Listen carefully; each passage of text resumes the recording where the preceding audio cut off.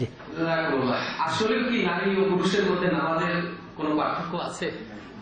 না, নারী পুরুষের মধ্যে নামাজ, মুসান্নাফে আব্দুর রাজ্জাক ওনারা কিছু কথা নিয়ে এসছেন নারী পুরুষের নামাজের, আসলে হাদিসগুলো সহি না, তার যে সনদগুলো সহি না, এগুলি দিয়ে যারা দলিল দেন।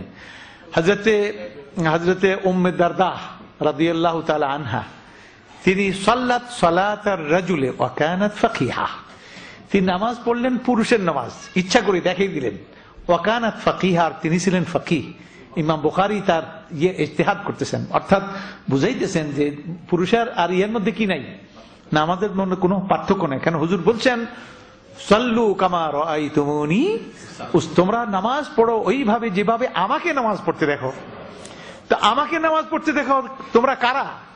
নারীরাও পুরুষও, খালি পুরুষদের কথা তিনি বলেন নাই। যতক্ষণ পর্যন্ত তাদেরকে খাস না করছেন ততক্ষণ মধ্যে আম থাকলো, এটা শরীয়তের নীতি। আর ইন জেনারেল যখন বলছেন নারী পুরুষ সবাই আছে, আর এটা হুজুর সবার জন্যই আদর্শ। সুতরাং এই ক্ষেত্রে নামাজ যেটা হুজুর যেটা পড়ছেন এটা নারীর জন্য পুরুষের জন্য। হ্যাঁ, তবে এখানে একটা জরুরি কথা আছে, মেয়েরা নামাজ পড়ার সময় হাত বাঁধে কোথায়? বুকে হাত বাঁধে, পুরুষরা নিচে বাঁধে না।